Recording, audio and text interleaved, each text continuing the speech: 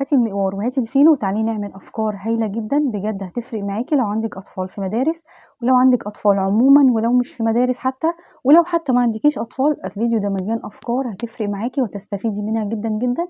بس يالّا قبل ما أبدأ الفيديو ما تنسوش كده تعملوا لايك، الفيديو ده أنا تعبت فيه وفيه أفكار كتير حلوة يستاهل منِّك لايكات كتير، ويالّا اعملي لي متابعة وتعالي نشوف الأفكار اللي في الفيديو اللي بجد هتفرق معاكِ. ولو لقيت تفاعل كبير وحلو على الفيديو هتلاقي أفكار من النوعية دي كتير جدًا، كلنا عندنا أولاد وكلنا بنبقى عايزين حلول لحاجات إحنا مش لاقيين لها حلول. تعالي كده نشوف أول حاجة معانا، هاتي كده المقوار وهاتي الفينو، هنعمل فكرة لسندوتشات المدارس. الترم الأولاني قرب يخلص ولكن لسه المدارس برضه شغالة ولسه الترم التاني والسنين الجاية ربنا يخلي لنا أولادنا كلنا. هاتي كده السكينة واقسمي الفينو بالنص زي ما انت شايفة، وجهزي معاكي مقوار وتعالي نشوف هنعمل السندوتشات ازاي. هنفتح بالمقوار السندوتش كده الفينو من النص زي ما انت شايفة، وحبة القلب اللي طلع منهم دول مش هنرميهم وهنوسع كده بصبعنا عشان خاطر نبقى وسعنا النص رغيف كله. طب ايه الفكرة؟ الفكرة ان في اطفال كتير جدا بيقع منها الحاجة اللي جوه السندوتش، وفي اطفال بتحب اكلات معينة بس ما بترضاش تاخدها علشان خاطر بتبهدل الدنيا، وبييجي لِك كده الlunch box كلّه مبهدل وكلّه موقّع الأكل جوّاه. يعني مثلًا ابني بيحب البيض بس ما بيحبش ياخده معاه المدرسة، لإنه بيُقع منّه وما بيعرفش يعمل إيه، هو طفل صغير. زي مثلًا المربى، في أطفال كتير بتحب المربى لو اديتيها مربى بتبهدل الدنيا وبتلزّق نفسها. فالفكرة دي جامدة، جامدة بجد والله. أنا من ساعة ما عملت الفكرة دي أنا جات لي عشان خاطر ابني، هو كان نِفْسه ياخد بيض دايمًا يقول لي لأ، علشان خاطر السندوتشات بيُقع منها البيض. بُصّي لمّا بتفتحيه من الجنب أي حاجة بتقع من السندوتشات خصوصًا لو طفل يعني ما بيعرفش يتصرّف أوي، أنتِ وسّعي كده الفينو وحطّي الحاجة اللي أنتِ عايزة تحطّيها واقفلي بالقطع اللي طلّعتيها، مش هنرميها. بُصّي اعملي بقى مربى ممكن بمعلقة صغيّرة أو بضهر المعلقة، جبن، لانشونات، كفتة، برجر، على حسب ولادِك بياكلوا إيه بالضبط. لو فول برضه هتحطّي كده مش هيبهدل الدنيا يعني بُصّي بجد الفكرة حلوة تستاهل لايكات كتير منِّك علشان غيرِك يشوفها، مش علشان خاطر تشجيع بس ليّا، بجد حلوة. فرقت معايا كتير، وبييجي الlunch box زي الفل والساندوتش الولد بياكله.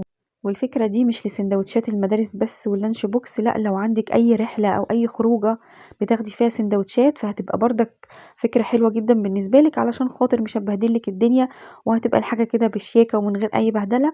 لو عجبتكم الفكرة ما تنسوش تدوسوا لايك وقولوا لي أنهي فكرة في الفيديو عجبتكم واستفدتوا بيها. تعالي نخش على الفكرة اللي بعديها أجمد منها. معايا رغيف ونص كده فينو بايت هنعمل منه حاجة تحفة جدا.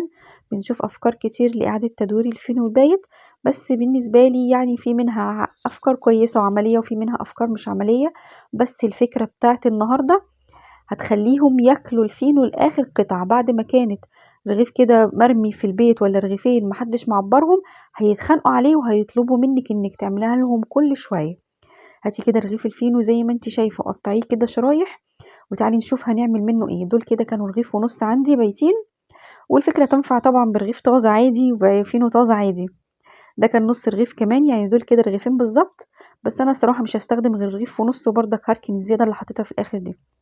تمام. هاتي كده مكعبين 3 شوكولاتة، دي شوكولاتة اللي انتوا شايفينها اي نوع شوكولاتة مش هتفرق. انا خدت حوالي 3 مكعبات بالظبط وحطيت عليهم معلقتين لبن وسيحتهم. وبرضك اي نوع شوكولاته عندك نوتيلا شوكولاته زي اللي انت شفتيها دي، اي نوع شوكولاته مش هتفرق. واعمليها كده في الفينو، هيتخانقوا عليها مش بس هياكلوها وهيطلبوها منك كل شويه. بعد ما كان رغيف كده مرمي ولا رغيفين محدش بفكر ياكلهم، هتلاقيها بقت وجبه حلوه جدا.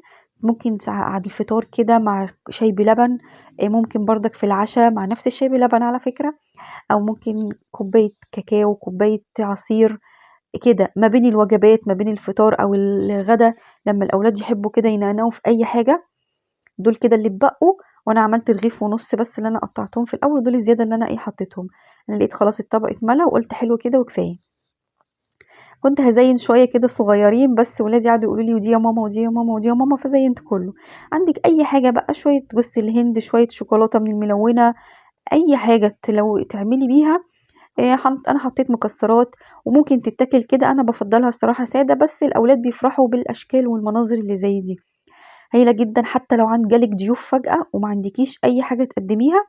وعلى فكرة تقدري تعمليها من غير شوكولاتة، يعني تقدري تعملي مثلا كوباية مية على معلقتين كاكاو على معلقتين نشا على معلقتين سكر، يعني تعمليها كده زي بودنج كده اللي بنعمله او مهلبية الشوكولاتة، وبرضك تعملي بيها هتلاقيها برضك النتيجة طلعت حلوة جدا.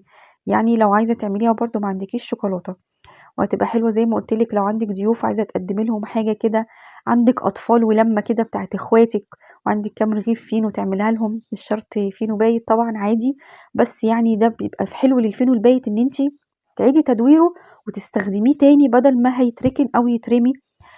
اغلبية الناس بتعمله بقسماط وحاجات تانية كتير، انا بالنسبة لي دي فكرة عملية قوي وبيحبها الاطفال جدا، والطبق بيخلص ويقولوا لك تاني يا ماما. تمام. عملتها كده جنبي يعني ايه، ممكن شاي بلبن، انا عملت نسكويك فاللي كان موجود، وقدمي لهم كده وبألف هنا وشفا. لو عجبتك الفكرة قوليلي في التعليقات انهي فكرة عجبتك في الفيديو، وما تنسيش تعملي لايك، حاجة كده تفتح النفس بعد ما كان رغيف مرمي ملوش لازمة هينشف، عملناه وجبة تحفة. تعالي بقى نخش على الفكرة اللي بعد كده للمانجا. طبعا انا كنت مصورة المقطع ده من فترة طويلة بس يعني ايه ما حصلش نصيب ونزلته فاضفته للفيديو دوت.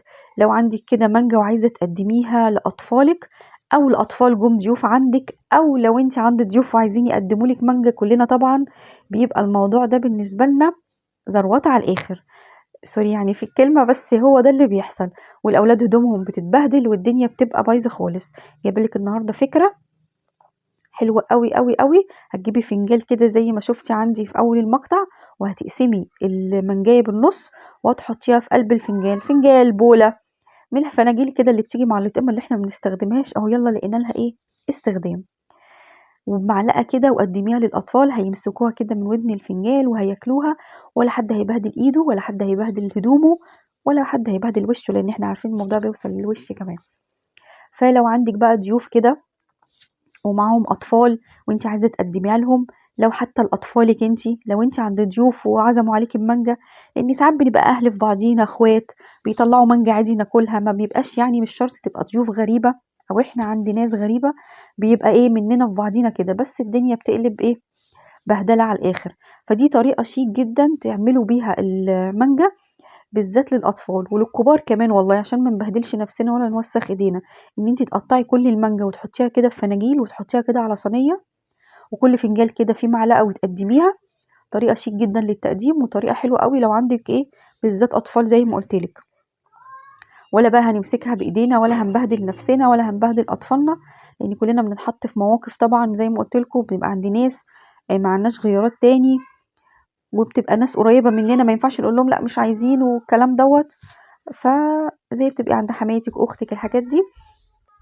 دي طريقه شيك جدا تعمليها لنفسك، تعمليها لضيوفك، تعمليها لاولادك، وقولوا لي برضو رايكم ايه في الفكره. طبعا ممكن يكون موسم المانجا عدى وانا بنزل الفيديو، بس انا والله كنت مصوراه من بدري والواحد جاله شويه احباط كده ما نزلش فيديوهات الفتره اللي فاتت. تعالوا بقى نخش على الفكره اللي بعد كده، برضو كنت مصوراها من بدري شويه مع المانجا وما نزلتهاش، بس بما اني بتكلم على حاجات اللي خاصة بالاطفال والاكلات وكده انا خليتهم في فيديو واحد. تعالي بقى هقولك بجد احسن طريقة ممكن تعملي بيها البطاطا، احسن طريقة هتطلعها احلى من بتاعة العربية مشوية. هتلاقيها مسكرة جدا وطرية جدا، ومش هتاخد معاكي وقت في الفرن خالص، يعني ربع ساعة 10 دقايق هتلاقيها استوت. هتحطي زي ما شفتي كده معلقة واحدة سكر هترشرشيها كده على الوش، ومعلقتين مية بالظبط ما تكتريش عن كده، وانا حاطه ورق زبده في الصينيه، بس لو ما عندكيش مفيش مشكله عادي منها للصينيه، وغطيها باي حاجه، بورقه زبده، بورقه فويل، بغطا، المهم تغطيها علشان خاطر بالطريقه دي ما بتاخدش وقت في السوى، يا دوبك اقل من 10 دقايق وهتلاقيها استوت، وهتلاقيها طالعه طريه جدا ودايبه كده دوب ومسكره، مهما كانت كبيره على فكره حجم البطاطا هتلاقيها طالعه مستويه وطريه جدا من جوه. الفكره دي بالنسبه لي احسن ما كنا بنرصها كده على شبكه الفرن ونقفل، بتاخد وقت طويل، ورفيعه منها بتطلع كده يعني ناشفه وفاضيه، والكبيره منها بتطلع جامده شويه مش واخده سوا حلو. الطريقه دي بتخليهم كلهم مستويين زي بعض، سواء بطاطاية يعني مليانة كده وتخينة ومقلبظة أو بطاطاية رفيعة شوية، كلهم تقريبا بياخدوا سوا واحد في نفس الوقت وبيطلعوا طريين جدا ومسكرين وزي ما انتوا شايفين كده. تعالوا كده نفتح واحدة ونشوفها من جوه، بجد حاجة تفتح النفس. مش عارفة ساعة ما الفيديو نزل فيه بطاطا ولا لأ، وكان الموسم بتاعها خلص ولا ايه، لاني مصوراها من بدري الصراحة، وعشان ما فيش تشجيع صراحة على القناة الواحد بيجيله شوية إحباط. في أفكار حلوة كتير على القناة وعندي أفكار حلوة كتير جدا ببقى عايزة أقدمها، بس التشجيع بيفرق طبعا مع الواحد. فلو عجبتك الأفكار اللي في الفيديو أو كنتي استفدتي بفكرة واحدة منها، ما تنسيش تعملي لايك وتشتركي في القناة وتشتركي يعني في القناة، وقولي لي رأيك في التعليقات. زي ما انتوا شايفين البطاطا طرية جدا، بصي دي أكبر واحدة طالعة طرية جدا والطعم بجد تحفة. أشوفكم في فيديو جديد.